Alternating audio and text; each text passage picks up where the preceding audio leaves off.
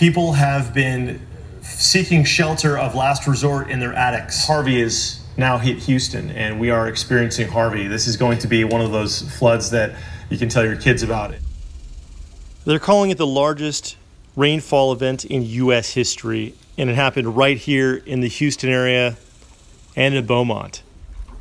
I just can't believe it's been almost a year since Hurricane Harvey slammed southeast Texas. You know, we saw more rain by over a foot than we do in an entire year in that one event. You know, this year, of course, we all hope we never see another Harvey again. We go on with our lives, doing all the things we have to do.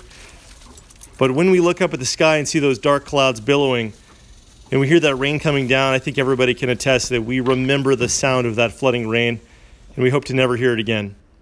We need to stay prepared.